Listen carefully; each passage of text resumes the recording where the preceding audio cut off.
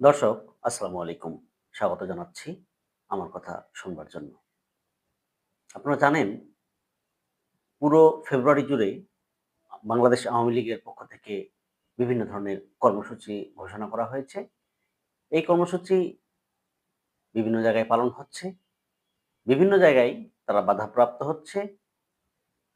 অনেক নেতাকর্মী এই দুর্দিনেও কিছু সময়ের জন্য হলেও মাঠে নামছেন এবং আওয়ামী লীগের পক্ষে ছোটখাটো হলেও ছোট্ট পরিসরে হলেও মিছিল, স্লোগান, লিফলেট বিতরণ এসব কর্মসূচি পালন করছেন।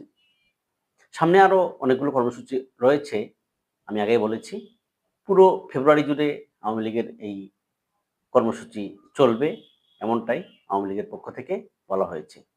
আমি যদি আওয়ামী লীগের কর্মসূচিগুলো নিয়ে একটু কথা বলি, তাদের কর্মসূচি ১লা ফেব্রুয়ারি থেকে ৫ই ফেব্রুয়ারি লিফলেট প্রচারপত্র বিলি, এটা এখন চলছে। ৬ই ফেব্রুয়ারি বৃহস্পতিবার প্রতিবাদ মিছিল ও সমাবেশ। ৬ই ফেব্রুয়ারি আসুক, তাহলে আমরা হয়তো বলতে পারবো তারা কোথাও কোনো আনুষ্ঠানিকভাবে প্রতিবাদ আ মিছিল করছে কিনা বা সমাবেশ করতে পারছে কিনা। ১০ই ফেব্রুয়ারি সোমবার বিক্ষোভ মিছিল সমাবেশ, ১৬ই ফেব্রুয়ারি রবিবার অবরোধ কর্মসূচি এবং ১৮ই ফেব্রুয়ারি মঙ্গলবার দেশব্যাপী সকাল সন্ধ্যা সর্বাত্মক হরতাল। এই হচ্ছে আওয়ামী লীগের ফেব্রুয়ারি মাস জুড়ে কর্মসূচি। ইতিমধ্যে আপনারা দেখেছেন বিচ্ছিন্নভাবে দেশের কিছু জায়গায়, ঢাকা শহরের কয়েকটি জায়গায় আওয়ামী লীগ, আওয়ামী লীগের সমর্থক নেতাকর্মী ৫-১০ জন মাঠে নেমেছেন। কয়েক মিনিটের জন্য তারা কর্মসূচি পালন করেছেন। আবার তারা সেখান থেকে চলে গেছেন। এরকমই কিন্তু আমরা খবর পাচ্ছি। আমি কৌতূহলবশত আ Google একটু সার্চ করলাম।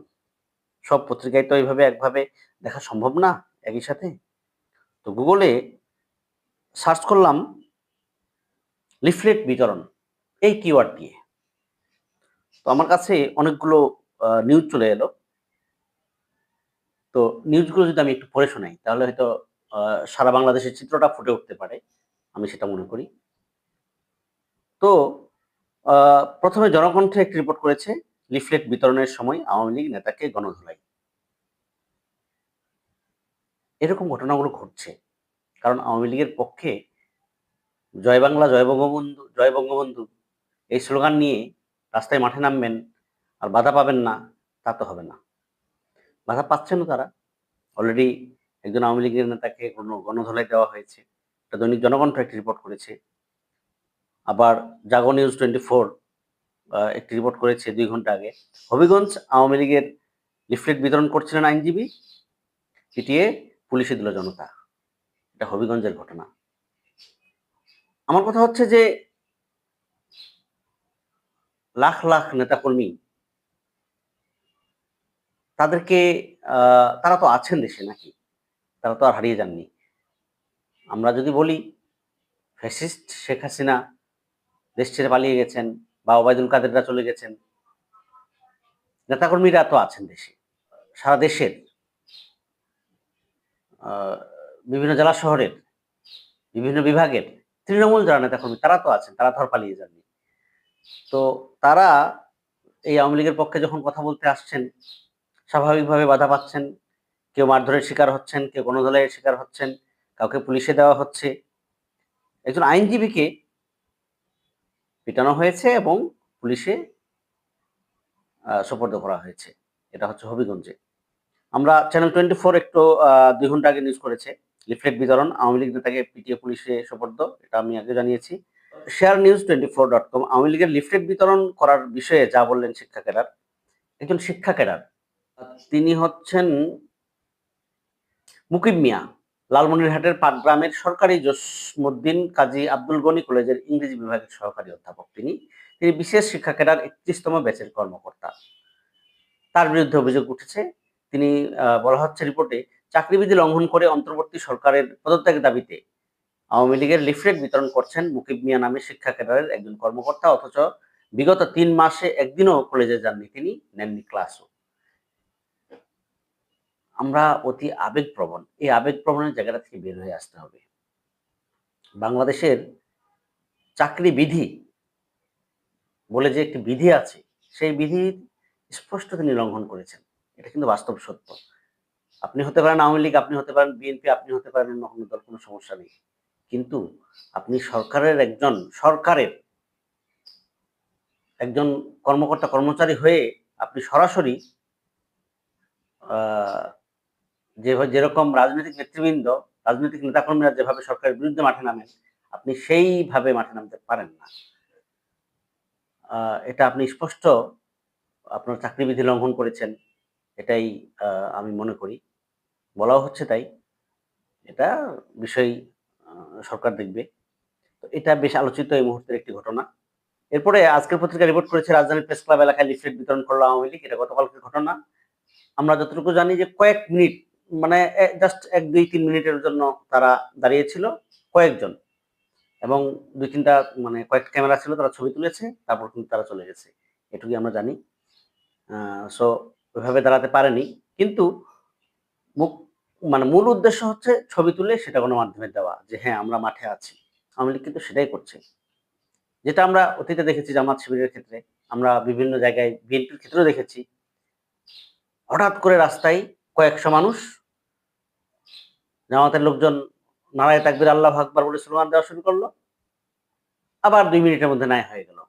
এর মাঝে মিডিয়া কভারেজের জন্য কয়েকটা বা নিজের কিছু মিডিয়া তারা এই ছবিগুলো তুলল। তুলে বিভিন্ন মিডিয়াতে প্রচারের জন্য পাঠানো হলো। এটা কিন্তু আমরা দেখেছি। ঠিক আওয়ামী লীগ এখন সে কাজটি করছে। এটাই আমরা দেখতে পাচ্ছি। ঢাকা টাইমস 24 বলছে অজ্ঞাত স্থান থেকে কর্মসূচি প্রকাশ্যে লিফলেট বিতরণ আওয়ামী লীগের। এটা লিফলেট বিতরণ যে করা হচ্ছে এইটা নিয়ে একটি নিউজ করেছে ঢাকা টাইমস। সরকারের পদত্যাগের দাবিতে আওয়ামী লীগের লিফলেট বিতরণ করলেন বিসিএস ক্যাডারের কর্মকর্তা, যেটা আমি আগেও জানিয়েছি কিছুক্ষণ আগে যে তিনি এই কাজটি মোটেই ঠিক করেননি। চোরাগুপ্তভাবে চলছে আওয়ামী লীগের লিফলেট বিতরণ। এটা হচ্ছে ডেইলি জনকণ্ঠ নিউজ করেছে। অথচ এই জনকণ্ঠে কিন্তু আমরা মার, কাট নিউজ দেখেছি বিএনপি এবং জামাতের বিপক্ষে। এখন তারা সেই নিউজগুলো ঠিক একইভাবে এখন আওয়ামী লীগের বিপক্ষে তারা নিউজগুলো করছে। এটা আমরা বিপক্ষে আ বলা ঠিক হবে না। মানে এটাই বাস্তব। হ্যাঁ? এটাই বাস্তব। নিউজ তো নিউজের মতো ট্রিটমেন্ট হওয়া উচিত। পত্রিকাগুলো, মিডিয়াগুলো, গণমাধ্যমগুলো যেরকম ভূমিকা পালন করে সে মানে আ নিরপেক্ষভাবেই আল্টিমেটলি সেটাই কিন্তু হওয়া উচিত। নিরপেক্ষ। আপনি যখন সাদাকে সাদা বলতে হবে, কালোকে কালো বলতে হবে। এটা কিন্তু হওয়া উচিত। কিন্তু আমরা অতীতে দেখিনি এরকম ঘটনা। সবসময় দেখেছি দাবেদারি আ করেছে, বিভিন্ন দলকে বাঁচিয়েছে, বিভিন্ন দলের পক্ষে মানে দলীয় প্রচারপত্র হিসেবে ব্যবহার হয়েছে মিডিয়াগুলো। দেখেছি কিন্তু আমরা। তারপরে আমরা যদি ইন্ডিপেন্ডেন্ট টেলিভিশনের একটি খবরে দেখি আওয়ামী লীগের লিফলেট বিতরণ করা আমার অধিকার বললেন সেই বিশেষ কর্মকর্তা। এইখানে উনার একটা সাক্ষাৎকার প্রচারিত হয়েছে ইন্ডিপেন্ডেন্ট টেলিভিশনে। সেই টেলিভিশনের সাক্ষাৎকারে তিনি বলছেন, ওই বিশেষ কর্মকর্তা বলছেন, "আওয়ামী লীগের লিফলেট বিতরণ করা আমার অধিকার।" এটা উনি ভুল বলেছেন। আবেগপ্রবণ, অতি আবেগী উনি। এই শিক্ষক অতি আবেগী। সব জায়গায় তো আবেগ চলে না, আবেগ দেওয়া যায় না। কিছু জায়গায় আপনাকে ঠিক থাকতে হবে। আহ তারপর হচ্ছে যে হবিগঞ্জে লিফলেট বিতরণের সময় আওয়ামী লীগ নেতাকে গণধোলাই, এটা আমি পড়েছি বাংলানিউজ24.com এই নিউজটি করেছে। রাজধানীতে আওয়ামী লীগের লিফলেট বিতরণ, এটা ঢাকা পোস্ট করেছে। এই হচ্ছে ওভারঅল বিষয়গুলো। তো সামনে আওয়ামী লীগের কিন্তু আরো অনেক কর্মসূচি আছে। শেষ পর্যন্ত আওয়ামী লীগ মানে এই কোন ১ম সারির বা মধ্যম সারির নেতাকর্মীদের কিন্তু আমরা দেখতে পাচ্ছি না। যারা মাঠে এখন দেখতে পাচ্ছি তারা কিন্তু জাস্ট কর্মী। এই কর্মীরাই কিন্তু অতি আবেগী। এই কর্মীরাই কিন্তু এই আওয়ামী লীগ বলেন, বিএনপি বলেন বা জামাত বলেন বা জাতীয় পার্টি বলেন, তারা এই দলগুলোকে টেনে নিয়ে যায়। কিন্তু যখন বিপদে পড়ে তখন এই দলের যারা উম মানে ১ম সারির নেতারা তাদেরকে আর খুঁজে পাওয়া যায় না। সেটা আপনি নির্বাচনের ক্ষেত্রে একই অবস্থা। নির্বাচনের সময়ই তাদেরকে পাওয়া যাবে। যারা শীর্ষ নেতা, যারা এমপি প্রার্থী হবেন, যারা মন্ত্রী হবেন, তারা কিন্তু মানে জনগণের দ্বারে ঘুরে একটা ভোটের জন্য। ভোটটা যখন হয়ে গেল, তখন কিন্তু তাদেরকে আর পাওয়া যাবে না। তখন আপনি তাদের পিছনে ঘুরবেন। এই জায়গাটা থেকে বের হয়ে আসতে হবে। দর্শক, এখন এ পর্যন্ত। আল্লাহ হাফেজ। আসসালামু আলাইকুম।